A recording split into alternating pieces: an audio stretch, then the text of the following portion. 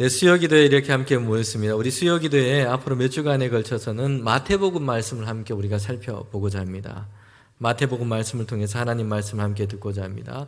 주일에는 느헤미야 말씀을 함께 읽고 있는데 구약 성경입니다.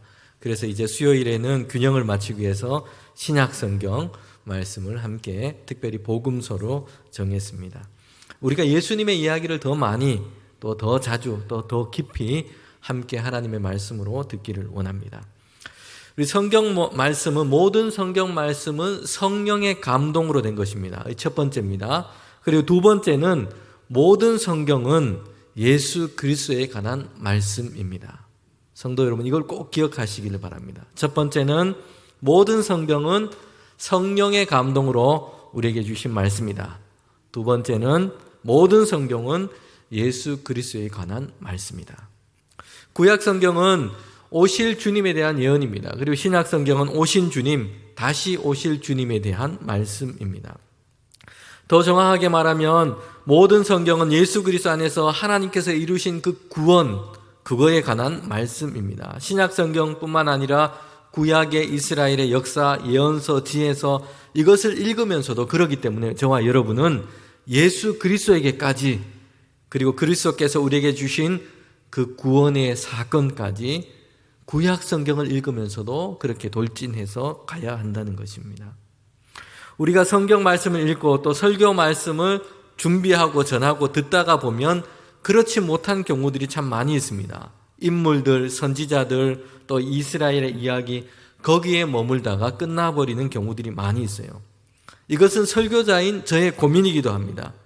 마치 여행을 가다가 중간에 휴게소에 들렸는데 거기서 구경하고 휴게소 음식이 맛있어서 그 음식 먹고 다시 여행을 끝내고 집으로 돌아오는 것과 같은 것입니다. 성경을 통해서 위인들의 이야기 듣기, 자기 반성, 또 윤리적인 교훈 이런 것을 얻다가 마치는 경우들이 많다는 것이요. 그런데 성경 말씀은 전체가 복음이에요. 기쁜 소식입니다. 이전 것은 지나가 버렸다. 죄와 사망에 묶여 있는 것, 이 모든 것들이 다 지나가 버렸다. 예수 그리스도로 말미암아 완전히 우리에게 하나님께서 주시는 그 자유가 임했다.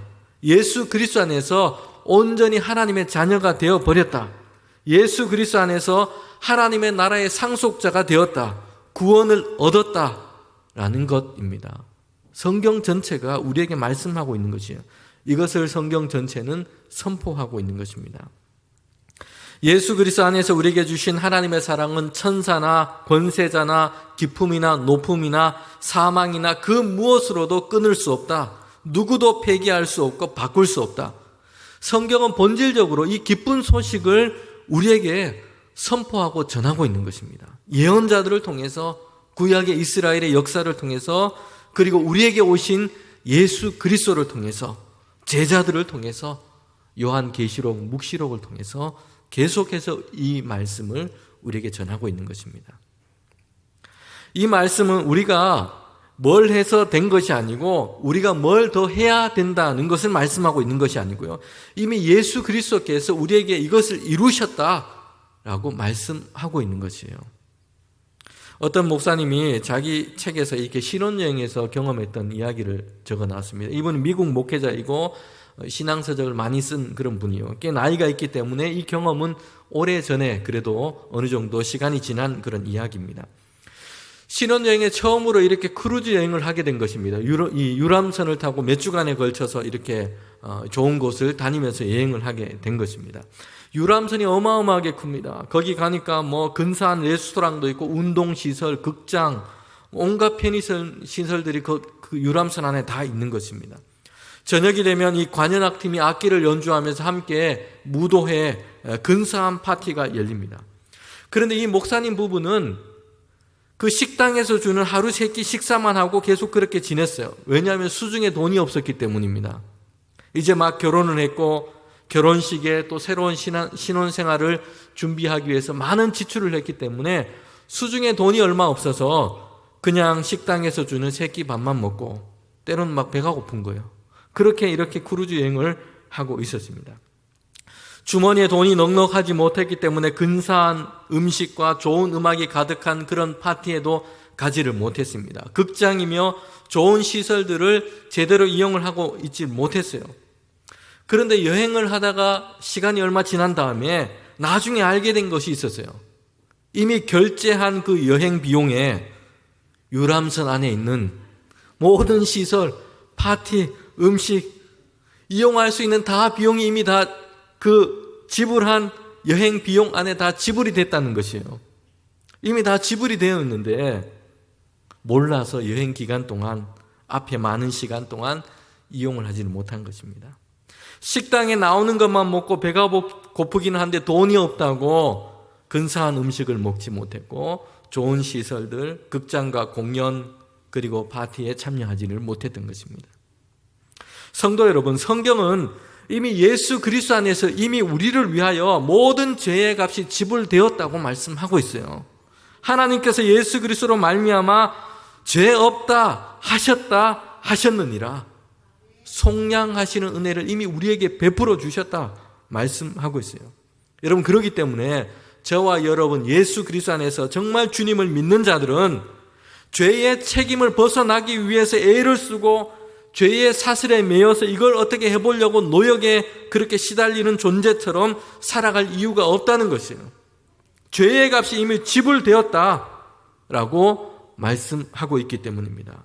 두려움과 불안 속에서 살아갈 존재가 아니라는 것이에요.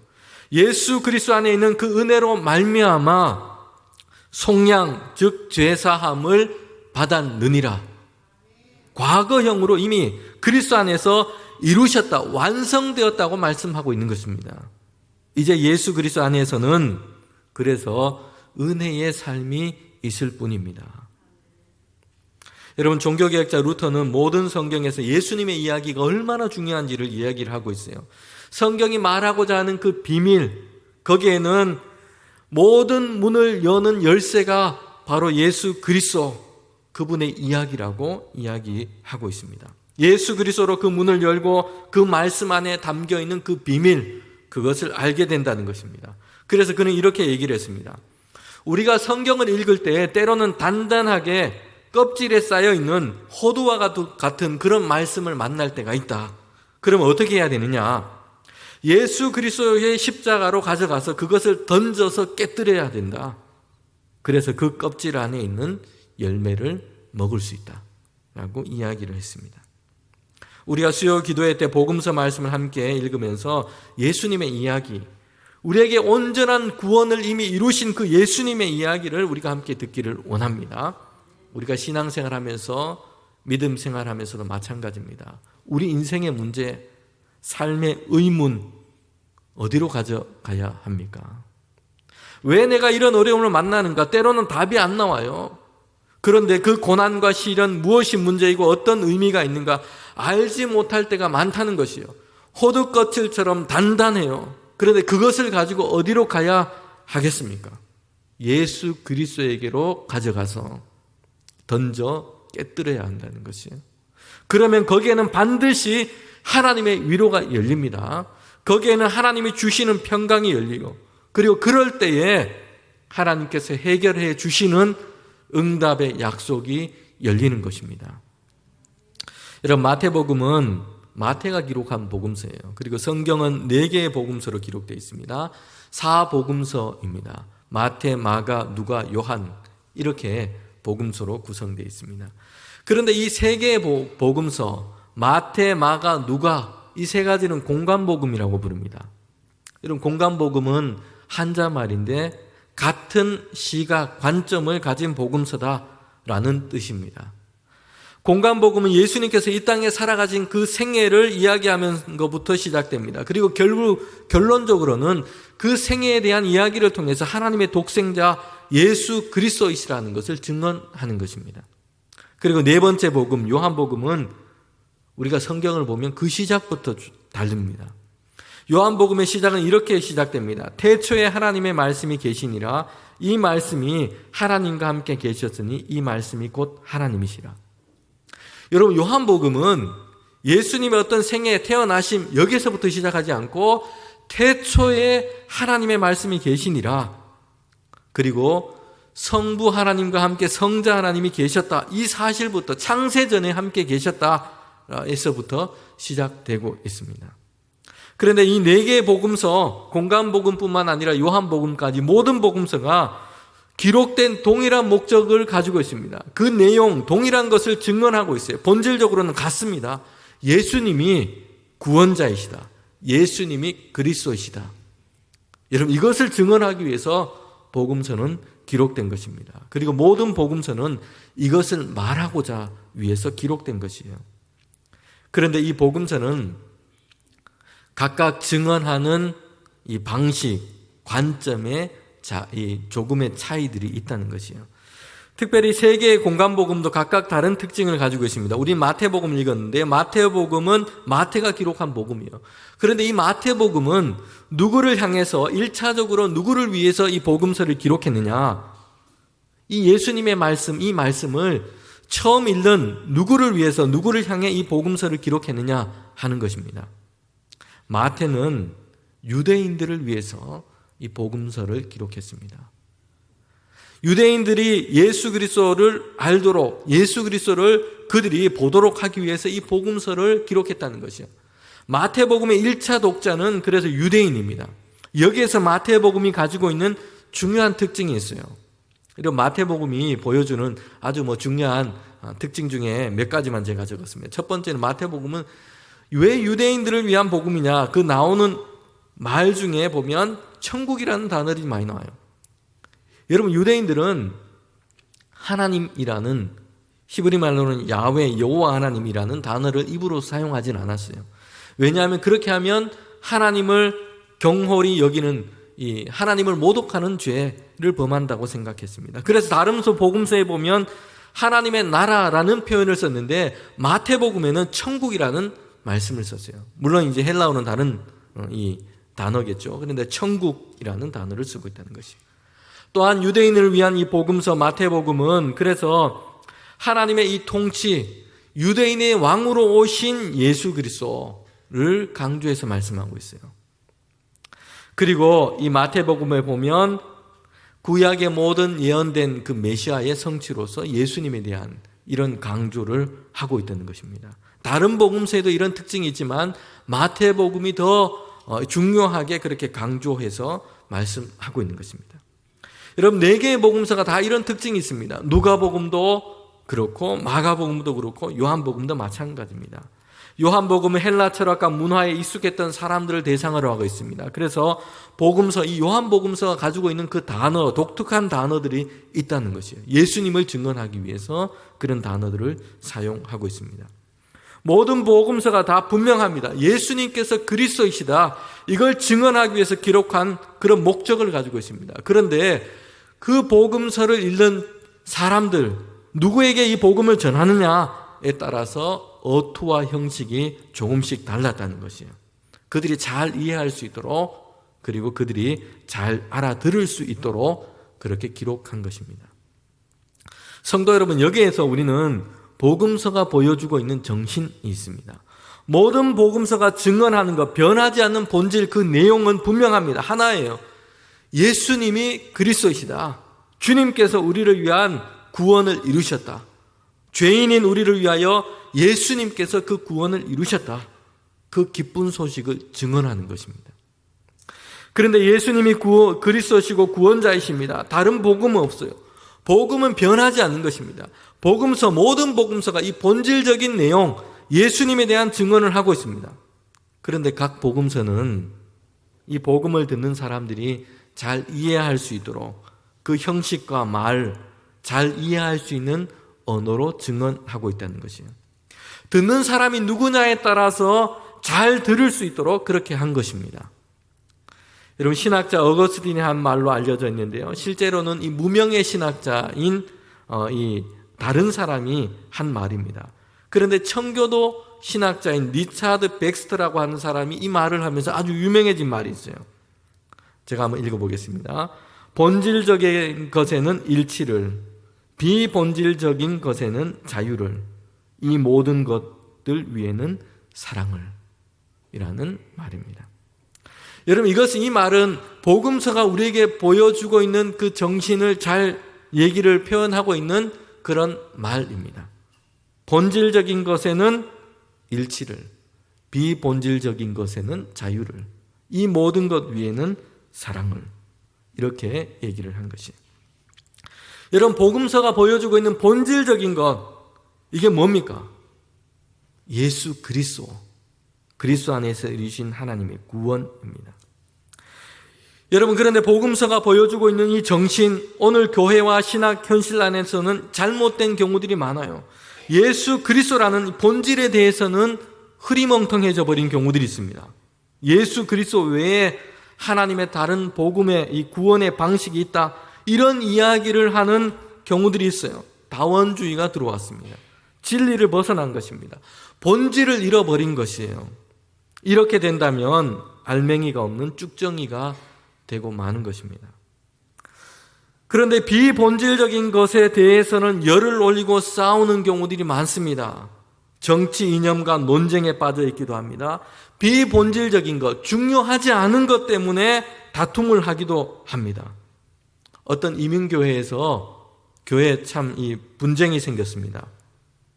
주차장에 선 긋는 것 때문에 싸움이 일어난 것입니다. 한편에서는 주차장에 선을 그을 때 비스듬하게 그어야지 이제 차량을 많이 주차할 수 있는 공간 활용이 좋다, 이렇게 얘기를 한 것이요. 그런데 다른 한편에서는 교회가 뭘 하든지 반듯해야지, 뭔 소리냐, 비스듬하게 금을 그으면 안 된다, 이것 때문에 막 싸움이 일어난 것입니다. 비본질적인 것이에요.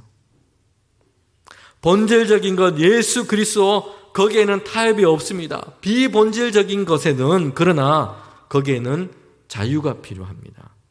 복음서를 쓰면서 유대인에게 예수님을 전할 것인가, 이방인에게 전할 것인가, 거기에 따라서 문장과 어투를 잘 구별해서 사용한 것이에요. 비본질적인 것에서는 자유를입니다.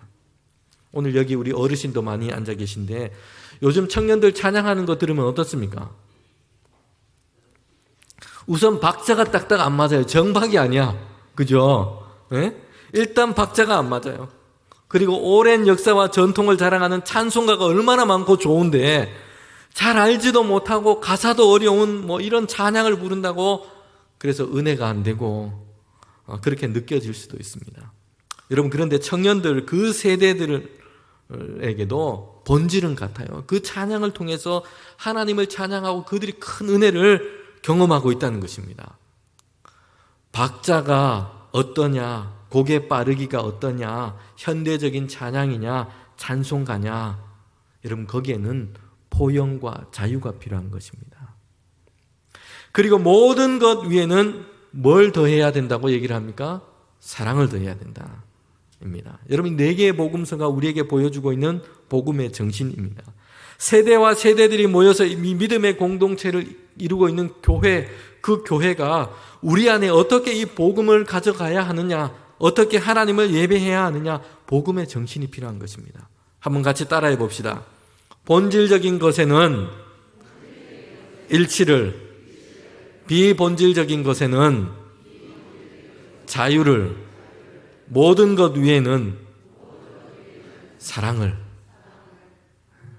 여러분, 우리가 믿음의 공동체를 이루면서 이걸 꼭 기억해야 됩니다. 본질적인 것에는 일치를, 비본질적인 것에는 자유를, 그리고 모든 것 위에는 사랑을 더해 가야 합니다. 여러분, 마태복음 유대인을 위한 복음이라고 했습니다. 그리고 그 복음을 시작하면서 오늘 아주 특징적인 부분 1장 1절부터 시작해서 시작되고 있어요. 1장 1절에 보면 이렇게 기록하고 있습니다. 아브라함과 다윗의 자손 예수 그리스도의 계보라. 여러분, 이것이 유대인을 향한 그 복음서가 열면서 첫 번째 특징이에요. 아브라함과 다윗을 통해서 이어지는 그 계보, 이 족보를 마태복음은 가장 먼저 이야기를 하고 있다는 것입니다. 아브라함과 다윗, 왜 이 두 사람의 계보라 이렇게 표현을 했을까요? 이렇게 말씀을 했을까요? 이 두 사람은 유대인들 사이에 있는 하나님의 언약을 대표하는 두 사람입니다. 아브라함은 하나님으로부터 언약을 받았어요. 너의 씨로부터, 너의 피로부터 내가 나의 백성을 세울 것이다. 내 민족을 세울 것이다. 아브라함에게 언약을 했습니다. 여러분, 두 번째 다윗은 하나님께로부터 다윗도 큰 언약을 받았는데 너의 자손과 너로부터 이 나라 가운데 나의 왕위를 이어가도록 할 것이다 라는 것입니다. 이 두 사람이 하나님의 언약의 대표였습니다. 그래서 마태복음은 유대인 사이에 나오는 그 하나님의 언약의 대표자라고 할 수 있는 이 두 사람의 계보로부터 예수님의 이야기를 시작하고 있다는 것입니다. 이어서 아브라함으로부터 시작되는 예수님에게 이루어지는 이 족보를 얘기를 하고 있어요. 아브라함에서부터 다윗까지 14대, 다윗에서부터 바벨론에 의해 예루살렘이 정복될 때까지 14대, 그리고 바벨론 포로 시대 때부터 예수님까지 14대, 이렇게 세 단락으로 14대씩 나누어서 예수님의 그 족보를 설명하고 있습니다. 마태복음이 시작하면서 왜 이렇게 족보를 기록해 놓았을까요?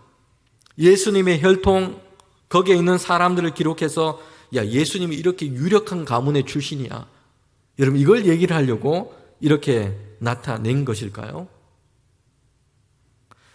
저는 경상북도 안동 지역에서 성장했는데요, 그 동네는 계보, 족보 이런 것을 엄청나게 중요하게 생각하는 문화들이 있어요.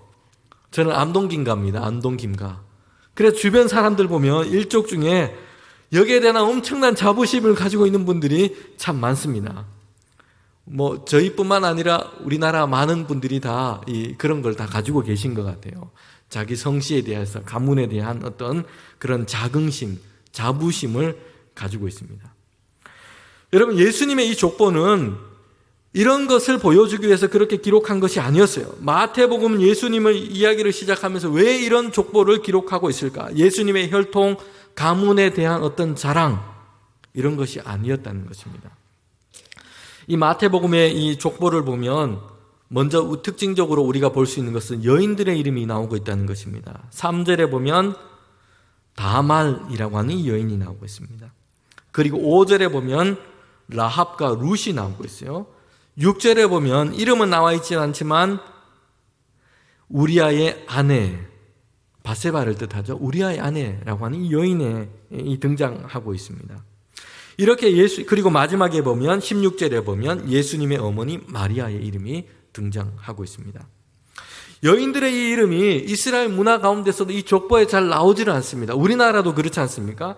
그런데 이런 마태복음이 예수님의 족보를 얘기하면서 여인들의 이름이 등장하고 있다는 것입니다.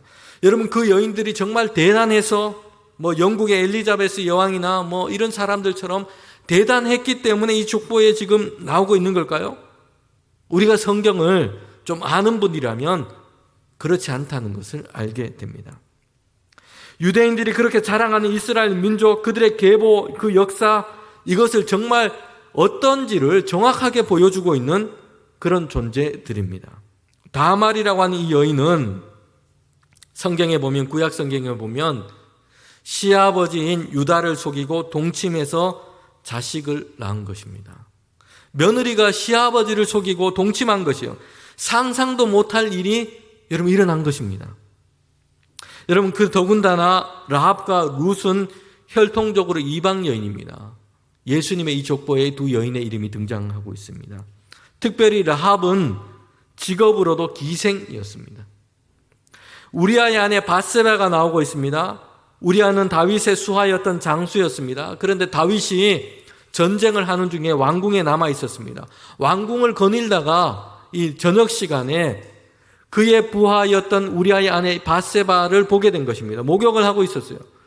부하의 아내인 것을 알면서도 죄를 짓게 됩니다. 바세바를 범하게 됩니다. 결국은 부하 우리아를 전쟁 중에 죽도록 사주합니다.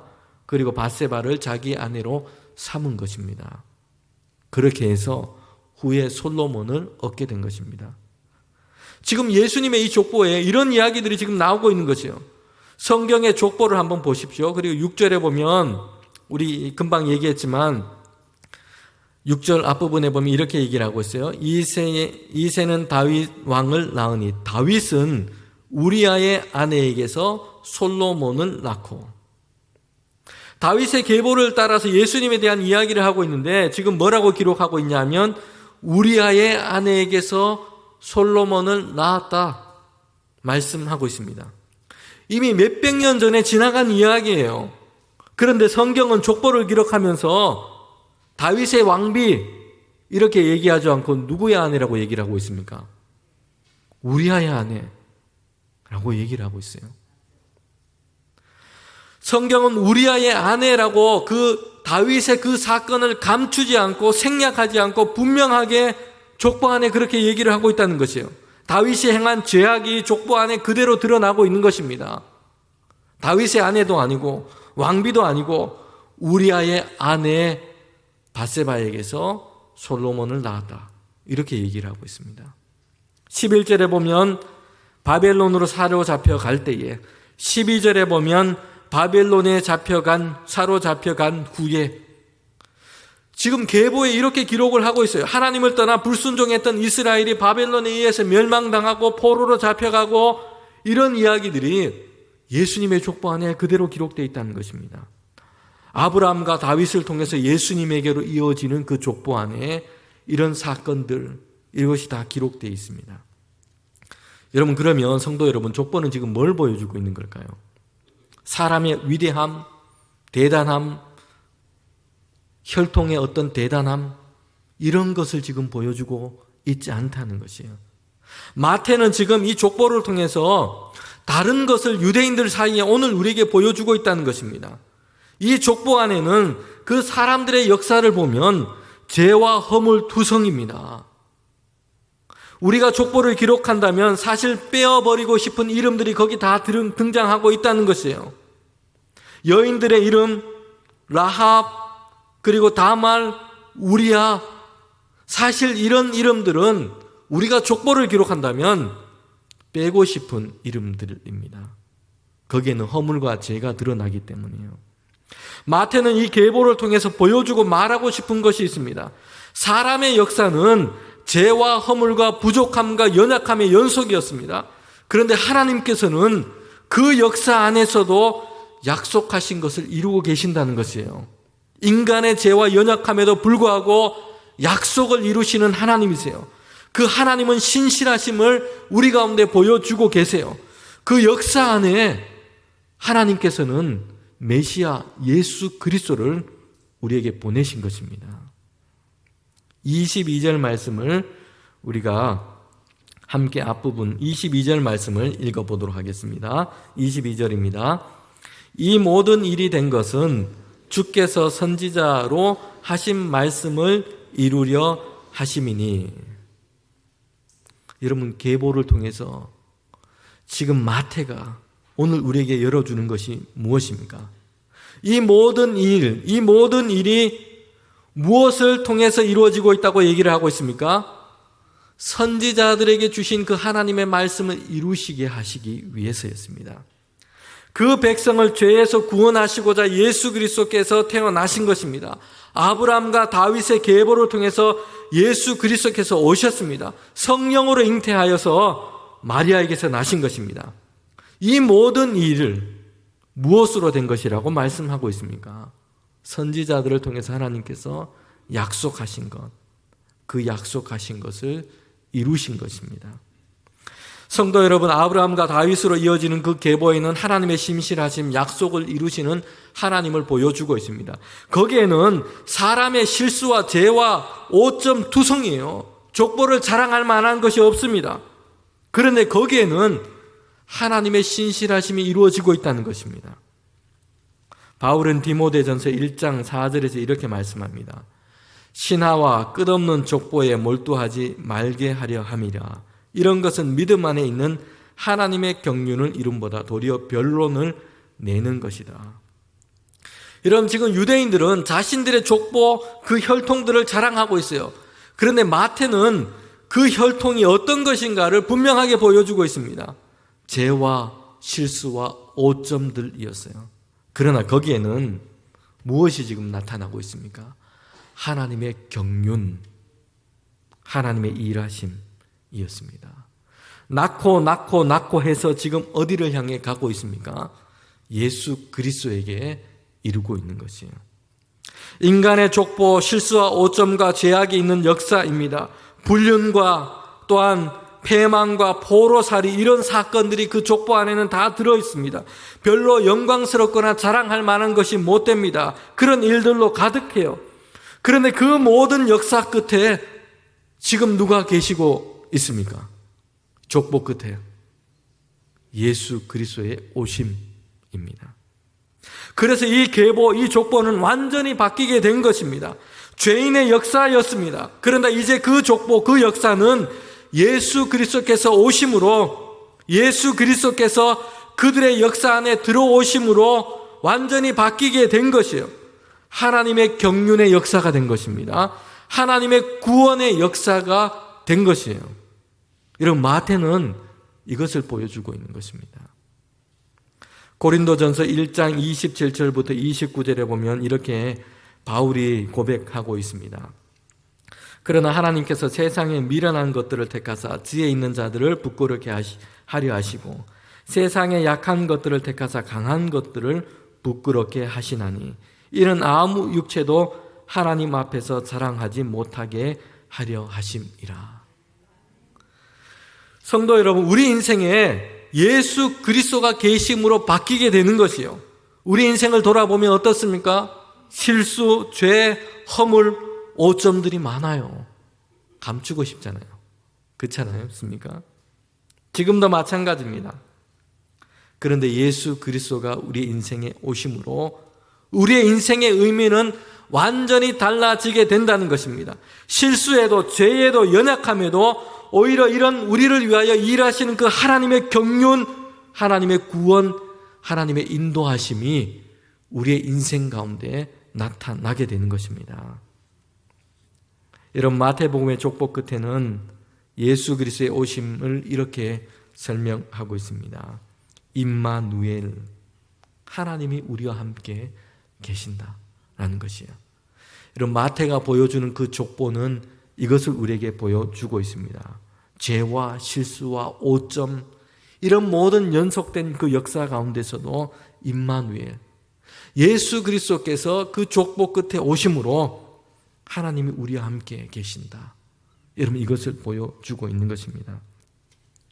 성자 하나님 예수 그리스도께서 사람의 몸으로 이 땅에 오신 이유가 바로 여기에 있습니다. 모든 죄를 구원하실 예수 그리스도 메시아이십니다. 사람과 같이 되셨고 사람과 함께 계시면서 그 구원을 이루신 것입니다. 하나님이 우리와 함께 계신다. 부활하시고 승천하시면서도 제자들에게 이렇게 약속하셨어요. 마태복음 끝에 보면 보라, 내가 세상 끝날까지 너희와 항상 함께 있을 것이다. 약속하셨습니다. 성도 여러분, 어려움 중에 계십니까? 자기를 위한 사람이 아무도 없고 외롭고 두려움 가운데 계세요? 큰 병으로 투병 중에 계십니까? 예수께서 왜 우리에게 오셨는지를 여러분 기억하시길 바랍니다. 우리의 인생의 역사, 실수, 알지 못하는 고난, 어려움, 오점, 죄, 이런 역사들을 우리는 가지고 있습니다. 그러나 하나님께서 우리 인생의 역사 가운데 예수 그리스도를 보내셨어요. 임마누엘, 내가 너의 곁에 있다. 내가 너와 함께 할 것이다. 내가 너를 인도할 것이다. 시편 23편에 이렇게 말씀하고 있습니다. 내가 사망의 음침한 골짜기로 다닐지라도 해를 두려워하지 않을 것은, 왜 두렵지 않다고 얘기를 하고 있습니까? 주께서 함께 하심이라. 임마누엘의 하나님이십니다. 오늘 이 말씀을 기억하며 우리가 함께 찬양하고 같이 기도하는 시간 갖겠습니다.